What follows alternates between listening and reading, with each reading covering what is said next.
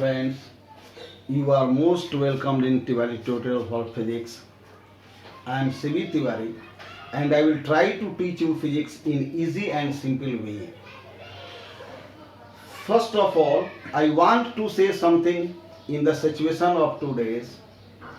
दोस्तों, हमारे जीवन में सुख और दुख तो आते रहते हैं, परंतु विपत्ति बहुत कम आती है और कभी कभी आती है। अभी के दौर में कोरोना पूरे विश्व में होने वाली एक ऐसी विपत्ति है जिसका कोई उपाय नहीं, जिसका कोई इलाज नहीं, और इलाज है भी तो lockdown. Lockdown means to stay in home safely. अब अगर घर में ही हैं तो होने वाले बहुत सारे जो हानियां हैं, जो घाटा है, उनमें पढ़ाई का भी घाटा है। पढ़ें कैसे, क्या करें? बच्चों, तुम लोगों ने 10th का एग्जाम दिया है, पास कर जाओगे, मेरा यह विश्वास है। अच्छा नंबर आना चाहिए, आएगा। 11th शुरू करना होगा, एडमिशन लोगे, क्लासेस चलेंगे, पता नहीं कब चलेंगे, नहीं मालूम। इसको ध्यान में रखते हुए मैंने ऑनलाइन क्लासेस शुरू किया है 11th के लिए, और यह मेरा अनुमान है या आशा कर सकते हैं कि सबको इससे फ़ायदा होगा। और इसमें अगर किसी भी प्रकार का प्रॉब्लम हो तो उसको कांटेक्ट करो, उसका नंबर है, व्हाट्सएप नंबर है, उस पर कांटेक्ट करो, मैसेज करो, किसी तरह का कोई भी प्रॉब्लम हो। तो सबसे पहले हम लोग अपने सिलेबस के बारे में देखें। 10th में भी सिलेबस होता है, बहुत सारे विद्यार्थी उसको ध्यान नहीं देते हैं, टीचर्स भी ध्यान नहीं देते हैं, लेकिन 11-12 में सिलेबस है और वह फिक्स्ड है क्या क्या पढ़ना है।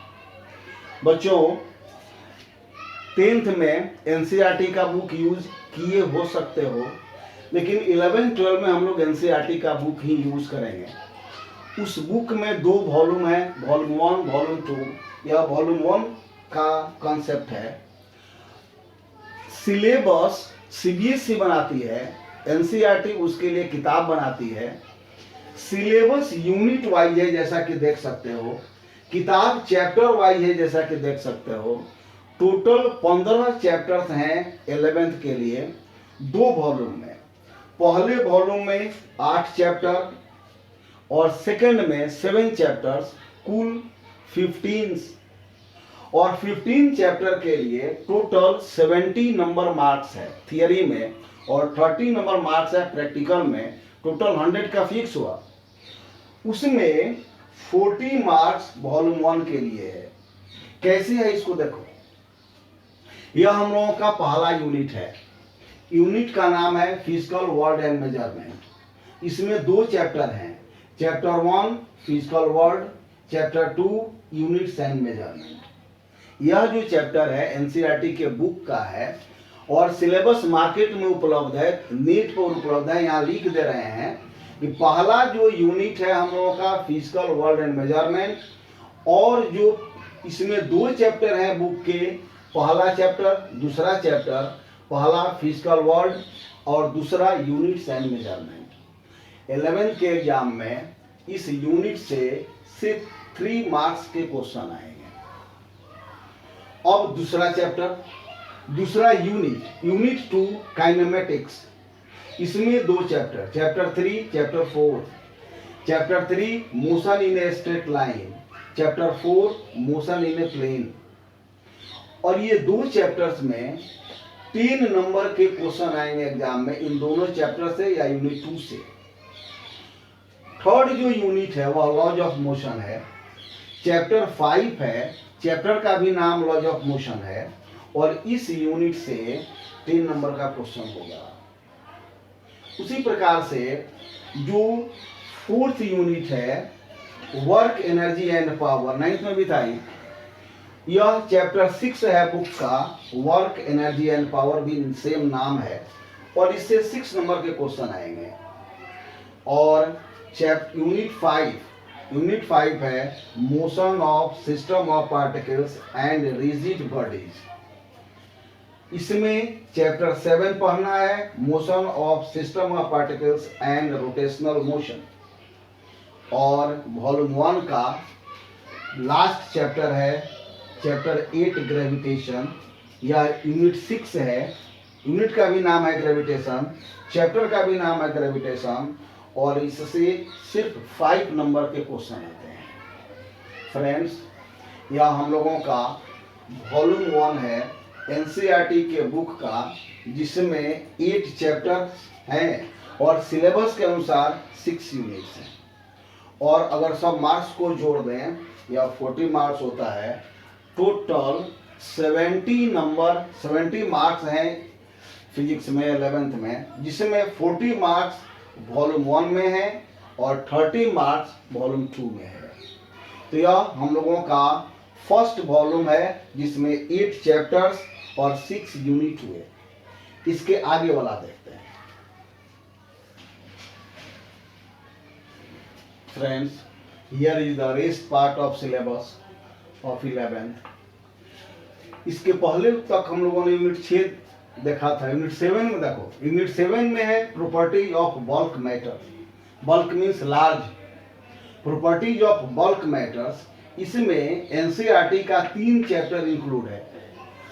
Chapter 9 mechanical properties of solids, solids जानते हो।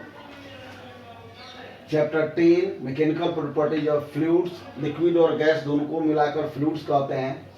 और chapter 11 thermal properties of matter. तो यूनिट 7 में जो प्रॉपर्टीज ऑफ बल्क मैटर है, इसमें एनसीईआरटी के बुक का 3 चैप्टर इंक्लूड है, जैसा कि हम लोगों ने लिखा, और इससे 10 मार्क्स के क्वेश्चन आते हैं एग्जाम में। Unit 8 thermodynamics.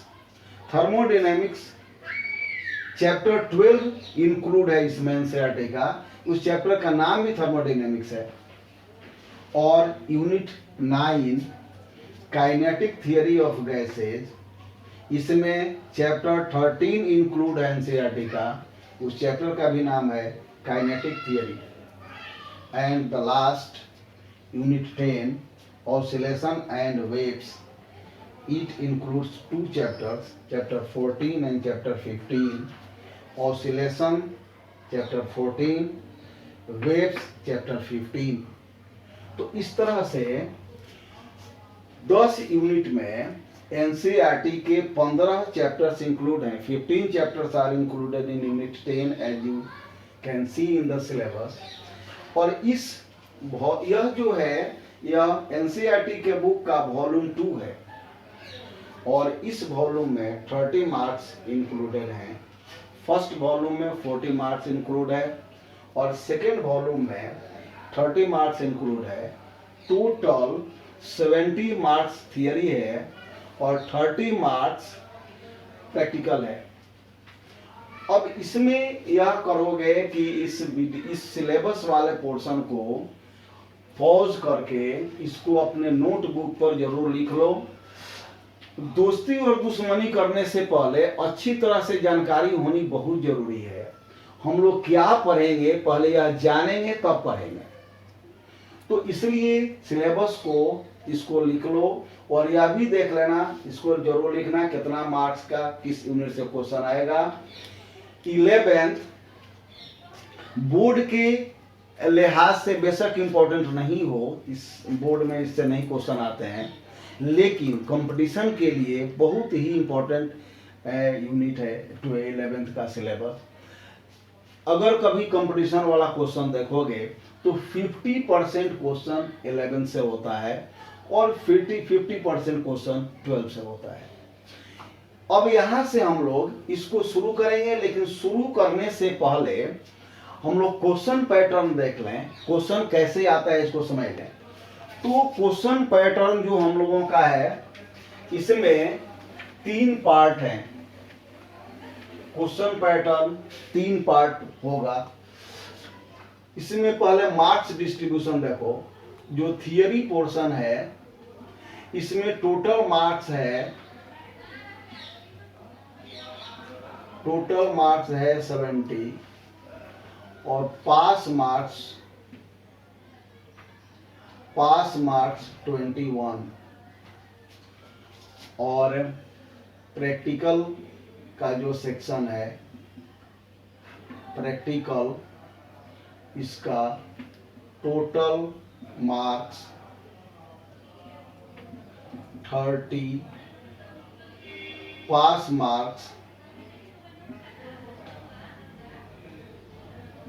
for 12 या 30% ऑफ 70 एंड या 40% ऑफ 30, तो यह टोटल मार्क्स हुआ थियरी का, या पास मार्क्स हुआ थियरी में, या टोटल मार्क्स हुआ प्रैक्टिकल का, और या पास मार्क्स हुआ प्रैक्टिकल का। 11 से तो बोर्ड में नहीं आता है, लेकिन 12 से बोर्ड में आता है और सेम मार्किंग पैटर्न होता है। इसमें थियरी और प्रैक्टिकल में अलग अलग पास होना जरूरी है, इसको ठीक से समझ लो। अगर फाइनल बोर्ड में किसी विद्यार्थी को 70 में मान लो 30 मार्क्स आए और 12 में के बदले 10 मार्क्स आए तो फेल माना जाएगा। इसलिए दोनों में अलग अलग पास होना जरूरी है। दूसरी चीज यह है कि क्वेश्चन का जो पैटर्न है, इसमें ऑब्जेक्टिव होता है, शॉर्ट क्वेश्चन होता है, लॉन्ग क्वेश्चन होता है। हम लोग यूनिट शुरू करेंगे, यूनिट्स के टॉपिक्स पढ़ेंगे, टॉपिक्स के बाद उसका इंपॉर्टेंट डेफिनेशन और फॉर्मूला नोट करेंगे, और प्रत्येक टॉपिक पर न्यूमेरिकल्स बनाने का प्रयास करेंगे। उस न्यूमेरिकल में एनसीईआरटी का न्यूमेरिकल भी इंक्लूड होगा और अदर्स कॉम्पिटिशन्स के भी न्यूमेरिकल्स इंक्लूड होंगे। और इस तरह से हम लोग यह प्रयास करेंगे इस लॉकडाउन की स्थिति में पढ़ाई बाधित नहीं हो। You should have pay attention on your study online through this video.